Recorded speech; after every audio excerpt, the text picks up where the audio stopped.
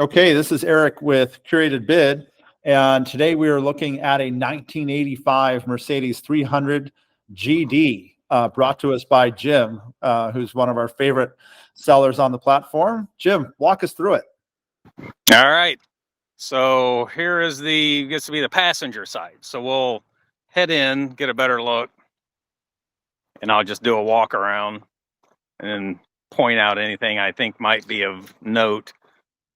All this is pretty clean.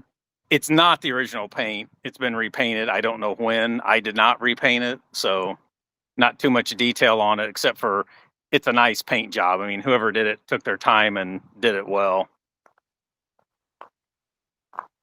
The bumper, I always thought about taking this thing off and repainting it. It's not bad, but like, where somebody had a winch over the last 40 years, you can see that. But I mean, it's one of those things that I'm kind of neurotic and it doesn't bother me. So I was going to say, it looks pretty good here through the video. Maybe just in the center point there, you see a little something. Yeah.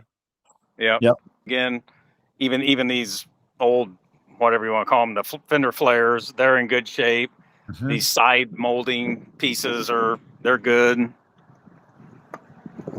Jim, how long have you owned the vehicle? 5 years. 5 years. And in your ownership, what are some of the maintenance things that you've had to do to it? The only thing that I've done to it is I replaced the alternator and the starter. Great. Easy enough. And it's the old original, 5-cylinder diesel, which it's the OM617, which I think is, Mercedes' old 1,000,000-mile motor. So the only rust trouble is down here on the bottom, behind this taillight, there must be some known drainage issue. See that? Yep, we got it. And that's really, really the only bad spot. And I have that panel, so this panel goes this whole piece here. It just, because you can't see it, it's underneath that taillight. It never bothered me that much, but have the piece, and then someday when they're bored, they can have somebody cut it in and paint. I mean, it's even pretty clean under here. I mean, that's on it too. I forgot, because you see the silver. Oh, you did? Oh, there you go. Okay. Yeah, so you even got new shocks. Yeah, and the tires look like they're in great shape. Did you replace the tires in your ownership? I did not. So whoever had this thing before me must have did it right before they sold it, because they're still in. But I don't drive it that often. I mean, I drive it during the week, but as far as mileage on it, I haven't put that much. So, how many do we know the true miles on the vehicle? We don't. So it's 51,000 kilometers. Yep. But it's back in the old days, we had a 5-digit odometer. So It could be 51,000.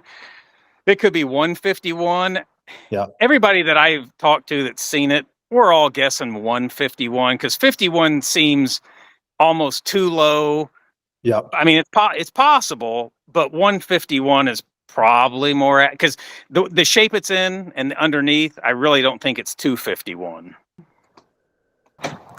So back in the body style is kind of sort of the same as a brand new one, but the inside, most definitely they have improved. So this is pretty. Well, I don't know. Pretty utilitarian. Which way you look at it, maybe they have it. I don't know. Depends on the day. Hey, there's no electronics in this thing to go bad. That's right. Now the seat covers, so the seats underneath it look like the back seats. Okay. Like a vine. I think somebody recovered them somewhere in life. Now the original frames and stuff, because I looked online, and those are the original. I mean, that's the original style and actual frame. Just somebody re-cushioned and covered it. Yep. And that's what's on the front seats. And I had these seat covers custom made by a place called Ram's Head out in California. Oh, sure. So they did that perforated in the center, kind of keeps you cool, and then leather down the side. And it's an exact fit. Probably 9 out of 10 people wouldn't even know it's a seat cover. Wow. And any to the seat that's there originally, underneath that cover, no rips or tears or anything like that? Nope, they are mint condition underneath the cover. Great, awesome, very good. And then, of course, it's a 5-speed transmission, manual, 4-wheel drive. The 4-wheel drive I have tested; it does work. I've never tried these locker knobs, and I don't think I'm going to, but I do know that the the 4-wheel drive high and low is fully functional. Yep. Now, one thing, I'm kind of an audio nut, so the stereo needs to go, and I don't even think we should ever even talk money because it's kind of everybody will think I've lost my mind. So we'll just leave it with it probably needs to go, and then we've talked, offline that I can either put something in of your choice and your purchase, or I'll leave it and you can put something in. So the only thing you're going to lose is this in dash. You'll need to supply a new one of those. Okay. And the speakers here, you would need to replace that with probably either a little bitty black plastic cap or just put a tweeter up here. So this one here, there's a hole underneath it. I think it's a 1/4-inch hole. This one is just mounted with silicone. I can take that out. You'll never know it was there. So this one, like on a Jeep, how they have those dog-eared pods, Yep. from the factory. I mean, that's a tweeter. So all you need to do is put one of those up there, and then down here is a speaker. That'll go, but that's a standard size. So, replace that. And then in the back, even though you're seeing 3 speakers back there, the bottom one's just a regular 6.5-inch speaker, easy. And then the 2 pods, there's a 1/4-inch hole behind it. So same thing, a single tweeter, and you're good to go. So really, you've kind of only got 2 oddball holes that you need to replace. Fill with a 1/4-inch thing. Okay, great. Yeah. So not that big of a not as big of a deal as you might think from the initial view. Yep. And going back to the stereo itself and the center console, you didn't change the size of the opening or anything like that. In fact, it looks like that's narrower than maybe what was there originally. So there's a backing plate or something on it. There is. This right here is a backing plate. I did not cut or modify anything. So just a standard single DIN head unit will go back in. Awesome. Great. And while we're looking at it, sorry, nothing to do with the stereo, but just looking at climate control there. Now I know you're down in Florida, so you probably don't use it a lot, but heat works on the vehicle. I imagine. So here's your fan. Fan does work all speeds. Here's your heat, is functional. Headlights fully functional. The clock is there, but does not work. And I've never really investigated what it would take to get the clock working, but it would be kind of cool. I always think when I'm bored, I need to pull it out and see if there's 12 volts even going to it, or if it's the clock, Yeah, that'd be fun. Right. Yeah. And to be clear, it does not have air conditioning, correct? No, and it never even had factory air. So you're not it's not like you just need to fix the air. It doesn't have air. Now, I did see on the internet, and I was tempted to do it. Somebody makes an electric compressor kit. So instead of the compressor running off of a belt, it runs off 12 volts, and then it would mount underneath here. Yep. But I just don't know how much air that would blow out throughout the whole cabin. But I mean, it is an idea. Right.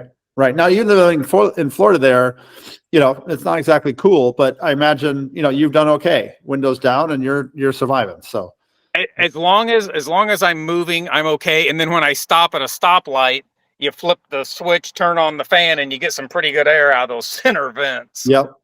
Perfect. Good. Yep.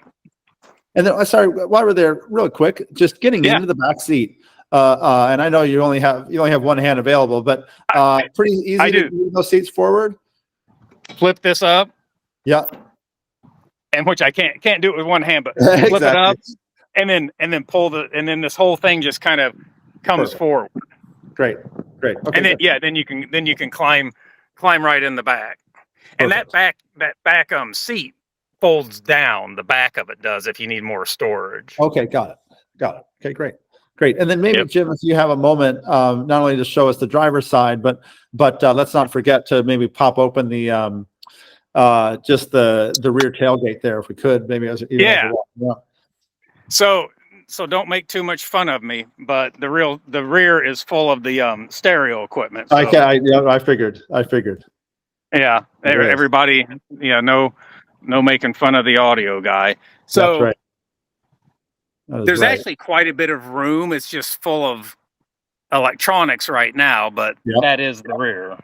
There you go. And importantly, Jim, there's no rust as we're looking at it. No rust along the bottom there or in around. No. So yeah, it looks really clean. That's great. That's great. Yep. Very cool. Give you a top. Oh, good. We were seeing the headliner while we're doing that too, so that's great. Yeah. So, good. And somebody replaced that too because it's got new carpet inside. Somebody, I was told, I cannot confirm or deny this, but they said that they put in a new, I think it's the original transmission, but they replaced the 4-wheel drive transfer case. And if you look underneath, it does look new. And I think they did the carpet, the headliner, and then that transfer case. Wow. Like right before I bought it about 5 years ago. Wow. Okay, good. Good. Yeah, I've got no documentation on it, but I mean, it does. It the looks of it kind of goes along with their story anyway. Right. I love this car, Jim. I know the thing. You know, it's great, and I don't really care. I mean, everybody can know. I'm just selling it because I'm bored and want to buy something else. I mean, totally. It's actually highly entertaining, really. Yeah. I was gonna pop the hood. Yeah.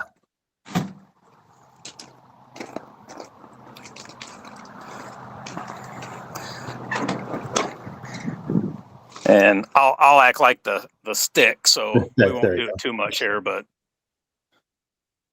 and I've had the pleasure of looking at this engine bay already, but I if I remember right, there was it's pretty clean, not a lot of weeping and not a lot of fluid showing. There's not anything like about that. the only thing is it's got just a tiny little wheep on that injection pump, and what it is, it's a seal behind where the little runaway diesel lever is. I mean, and it's so minuscule that I'm like, here again.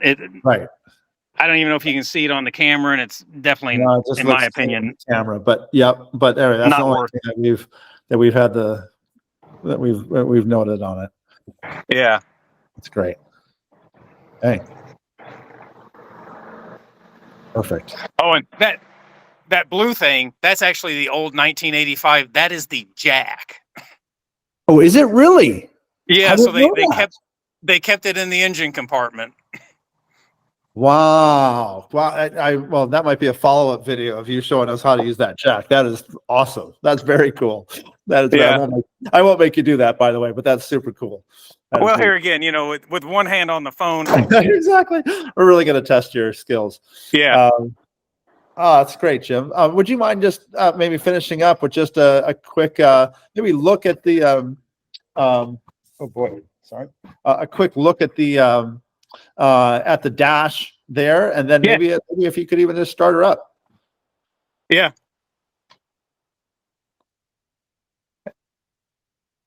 So I think I've got to trying to get out of that glare. There you go. There you go. Yeah. Yeah, you got temperature, fuel gauge works, temp works, low fuel. Don't know. I try not to get it low. Diesels hate to run out of fuel, but I know the parking brake light works. There's your odometer. Like I said, the 5-digit 51,000. Yeah. Maybe it is, but I don't know. I still go with probably 151. Right. Oh, and then as we're looking at the speedometer here, you and I have talked about it before. It cruises comfortably 60, 65. You probably wouldn't want to do a 12-hour multi-day trip in it. But if you need to, go from one town to the next on the freeway, you're doing just fine cruising at 60. Yeah. Top speed. I mean, 65, it's about maxed out. I mean, because that thing, the engine, I think it red lines it's either 4,000 or 5,000 RPMs. It's not very high. And 65, I mean, you're pushing the high end. Yeah. But I have taken it like up to Sarasota, which is an hour away, and I mean, it's fine. It's just, you're much better off in town at like that 55 and under. But you stay in the slow lane on the interstate, and you'll be fine. You'll be fine. Yeah, perfect. Great. Very cool. All right. Maybe give it a quick turn it over. Start. I don't know how you do this one-handed, but again, we're going to test all your capabilities. So you got glow plug light. If the glare will get out of my way. Wait till that goes off. Make sure I'm in neutral. And there you go. There it is. All right. Let me swing back around to the hood. I don't even know if you can hear the engine in here.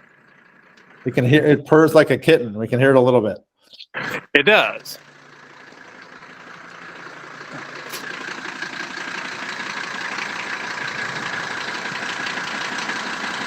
All right.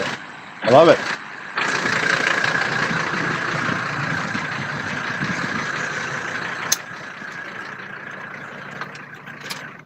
Perfect. Well, Jim, this has been fantastic. I appreciate you walking us through this beautiful 300 GD, and we'll obviously chat soon and get this up on the platform straight away for people to see and ask some questions about. Absolutely. Yeah. Anybody has any questions, let you know, and I'll answer anything I can. Perfect. Jim, once again, appreciate it always. And I'll chat with you soon. Sounds good. Thanks a bunch. Thank you.